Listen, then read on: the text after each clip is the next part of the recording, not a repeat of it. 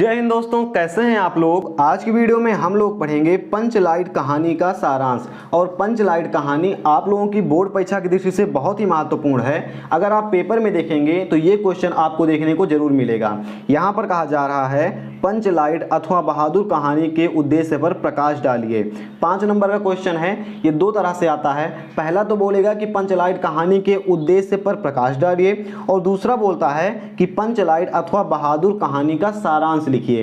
तो अगर बोल रहा है उद्देश्य पर प्रकाश डालिए, तब भी आपको यही लिखना है जो कि इस वीडियो में आप देखेंगे। और अगर बोल रहा है कि पंचलाइट कहानी का सारांश लिखिए, तब भी आपको यही लिखना है जो कि आप वीडियो में देख रहे हैं। तो आपको कैसे लिखना है ये हम देखते हैं। सबसे पहले आप समझिएगा कि जो पंचलाइट कहानी है ये एक बिहार के एक गांव की कहानी है। अब उस गांव में जो कहानी चल रही है उसमें 3 मुख्य पात्र हैं। पहला है आपका गुलरी काकी, ठीक है, पहला मुख्य पात्र गुलरी काकी, दूसरा मुख्य पात्र है मुनरी, और तीसरा मुख्य पात्र है गोधन। ये 3 मुख्य पात्र हैं। मुनरी कौन है? मुनरी है गुलरी काकी की बेटी। कौन है? गुलरी काकी की बेटी है मुनरी, और मुनरी का प्रेमी है गोधन। ठीक है, गुलरी काकी की बेटी मुनरी है और मुनरी का प्रेमी है गोधन। अगर हम गुलरी काकी को हटा दें तो जो मुनरी है और गोधन है, गोधन और मुनरी एक दूसरे से बहुत प्रेम करते हैं, और ये दोनों एक दूसरे से बिछड़ गए हैं। ये दोनों एक दूसरे से क्यों बिछड़े हैं वो आपको कहानी में पता चलेगा, और अंत में जाकर ये दोनों कैसे मिलते हैं उसका भी वर्णन इसमें अच्छे से किया गया है। तो इनको हम अभी साइड में रखते हैं और देखते हैं कि इस कहानी का उद्देश्य क्या है, सारांश क्या है, सब कुछ देखेंगे। और इन तीनों पात्रों को आपको मेन रूप से इनका नाम याद रखना है, क्योंकि इनके नाम याद रखने से आपको बहुत ही मदद मिलेगी बोर्ड एग्जाम में, और इनका ही नाम कुल आपको यूज में लेना पड़ेगा। ठीक है, चलिए देखते हैं। तो ये क्या है पंचलाइट कहानी का सारांश। पंचलाइट हरीश्वर नाथ रेणु जी की एक आंचलिक कहानी है। आंचलिक कहानी होती है जिसमें गांव का वर्णन किया गया रहता है। तो बिहार का एक गांव है। क्या है? आंचलिक कहानी है। इसमें बिहार के एक गांव का सुंदर चित्रण किया गया है। इस कहानी का सारांश इस प्रकार है। कैसे है? दंड जुर्माने के जमा पैसे से महतो टोली के पंचों ने रामनवमी के मेले में एक पंचलाइट खरीदा। क्या किया? जो दंड जुर्माना जिसे आप बोलते हैं कि जुर्माना पड़ रहा है, फाइन पड़ रहा है, तो जो फाइन का पैसा था, फाइन के पैसे से महतो टोली के पंचों ने रामनवमी के मेले में एक पंचलाइट खरीदा। पंचलाइट लगभग लालटेन की तरह होती है। पंचलाइट खरीदने के बाद पंचों ने तय किया कि जो पैसे यानी 10 रुपए जो बच गए हैं उससे पूजा की सामग्री ले ली जाए। देखिए, पूजा की सामग्री ये इसलिए ले रहे हैं क्योंकि इन्होंने जो पंचलाइट है यानी लालटेन है इसे पहली बार खरीदा है। और जब गांव में जो है कोई व्यक्ति है वो जब कोई नया सामान लेता है तो उसकी पूजा करता है। अगर वो साइकिल भी लेगा तब भी उसकी पूजा करेगा। तो यहाँ पर क्या किया इन्होंने, जो 10 रुपए बचे थे उससे पूजा की सामग्री खरीद ली। इसको पूजा करने के लिए खरीदा था। पंचलाइट लेकर सभी पंच मेले से दिन दहाड़े ही गांव लौट आए। अब गांव लौट आए, क्या हुआ? गांव के सरदार ने अपनी पत्नी से कहा, जब गांव लौट आए दिन में, तो उन्होंने आकर अपनी पत्नी से कहा गांव के सरदार ने कि सांझ को पूजा होगी, जल्द से नहा धोकर चौका पीढ़ा लगाओ। शाम को पूजा की तैयारी बढ़ने लगी कि गांव में पंचलाइट आया है और गांव में शाम को पूजा होगी और पूजा के बाद पंचलाइट को जलाया जाएगा। सूरज डूबने से 1 घंटा पहले ही गांव के सभी लोग सरदार के दरवाजे पर पंचलाइट देखने के लिए भीड़ लगा लिए। देखिए, मैंने बोला ना, नई चीज़ जब आती है तो उसकी पूजा होती है। पंचलाइट गांव में पहली बार आया था, इसीलिए जब वो गांव से दिन दहाड़े आए, मतलब दिन दहाड़े सूरज डूबने से 1 घंटा पहले आए थे, तो वहाँ पर जो गांव के लोग थे पंचलाइट को देखने के लिए कि पंचलाइट कैसी होती है, 1 घंटा पहले ही गाँव के सभी लोग सरदार के दरवाजे पर भीड़ लगा लिए। आगे क्या हुआ? लेकिन एन मौके पर लेकिन लग गया। ठीक है, जो लोग भीड़ लगाए थे वो क्यों आए थे कि पंचलाइट कैसी होती है, पंचलाइट देखेंगे, पंचलाइट की रोशनी कैसे निकलती है उसको देखेंगे।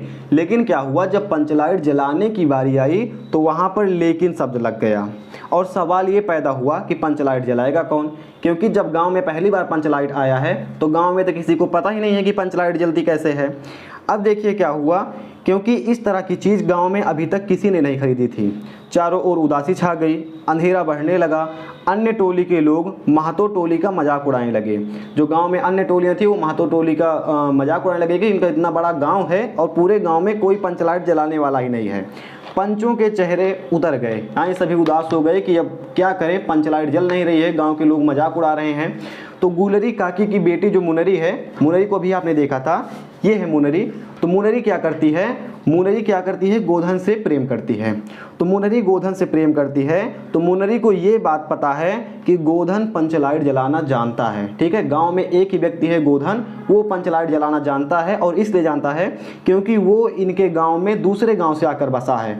तो मुनरी का प्रेमी गोधन पंचलाइट जलाना जानता है। लेकिन क्या होता है, गोधन का हुक्का पानी पंचायत ने बंद कर रखा है, पंचायत से उसका हुक्का पानी बंद है। लेकिन मुनरी ने चालाकी से यह बात सरदार तक पहुंचा दी। उसको क्या किया है, पंचायत वालों ने उसको गांव से बाहर रखा है। बाहर इसलिए रखा है क्योंकि जब वो मुनरी के घर के सामने से गुजरता था तो सलीमा का गाना गाता था, सलम रे ये वाला गाना गाता था। तो जो गुलेरी काकी हैं, सभी लोग पुराने ज़माने के थे, तो वो जानती थी कि ये गाना क्यों गा रहा है। इसीलिए इन्होंने, गुलेरी काकी ने सरदार से उसकी शिकायत की, और सरदार ने क्या किया, सभी पंचों ने मिलकर उसको गांव से बाहर कर दिया कि तुम जिस गांव से आए थे उसी गांव में जाओ, जाति से तुम हमारे बाहर हो गए। तो उसको बाहर भगा दिया था। लेकिन क्या किया मुनरी ने, जो कि गोधन से प्रेम करती है, उसने यह बात चालाकी से सरदार तक पहुंचा दी कि क्या है, गोधन पंचलाइट जलाना जानता है।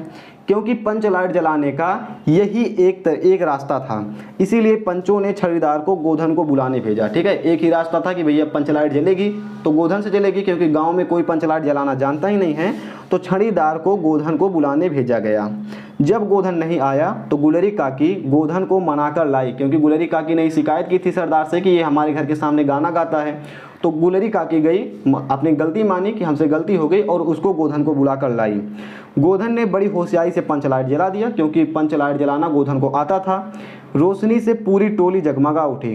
पंचलाइट जला तो रोशनी हुई, और रात में अंधेरा था तो पूरी टोली जगमगा उठी। महावीर स्वामी की जय के साथ कीर्तन घोष शुरू हुआ। गोधन ने सबका दिल जीत लिया। मुनरी ने हसरत भरी निगाह से गोधन की ओर देखा। ठीक है, मुनरी ने हसरत भरी निगाह से गोधन की ओर देखा। सरदार ने गोधन से कहा, तुमने जाति की इज्जत रखी, तुम्हारा 7 खून माफ, खूब गाओ सलीमा का गाना। यानी कि 7 बार जब गुलेरी काकी गोधन की शिकायत करेगी सरदार से, तो सरदार उसको अब गांव से बाहर नहीं करेंगे। 7 गलतियां उसकी माफ़ कर दी गई हैं। सरदार ने बोला कि खूब गाओ सलीमा का गाना, जितना मन कहे उतना सलीमा का गाना वो गाए। गोधन ने एक बार फिर, जब उसको छूट मिल गई कि अब तो गाना गाना ही है, तो गोधन ने एक बार फिर मुनरी की ओर देखा। मुनरी की पलकें झुक गई। पंचलाइट के प्रकाश में पौधों का पत्ता पत्ता पुलकित हो रहा था। ठीक है, तो आप लोगों ने यह देखा इस कहानी में कि कैसे किसी गांव में पंचलाइट आती है जिसको कोई जलाना नहीं जानता है। उसमें 2 लोग होते हैं, मुनरी और गोधन। गुलेरी उसकी काकी होती है। तो मुनरी गोधन एक दूसरे से बिछड़े होते हैं। मुनरी को पता होता है कि गोधन पंचलाइट जलाना जानता है, इसीलिए मुनरी इस बात को किसी तरह सरदार से बताती है। सरदार को गोधन को बुलाना पड़ता है, क्योंकि पंचलाइट केवल यही जला पाता है। तो सरदार गोधन को बुलाता है और गोधन आकर पंचलाइट जला देता है। आई थिंक आपको इस कहानी के बारे में समझ में आ गया होगा। कैसे लगी आपको वीडियो हमें कमेंट करके जरूर बताइएगा। और पेपर में लिखने के लिए केवल आपको 80 शब्द लिखना है, ज़्यादा आपको नहीं लिखना है, ये आप ध्यान रखिएगा। पूरा आपको नहीं छापना है, 80 शब्द में आपको पेपर में लिख देना है। फिलहाल हम मिलते हैं किसी नेक्स्ट वीडियो में। जय हिंद।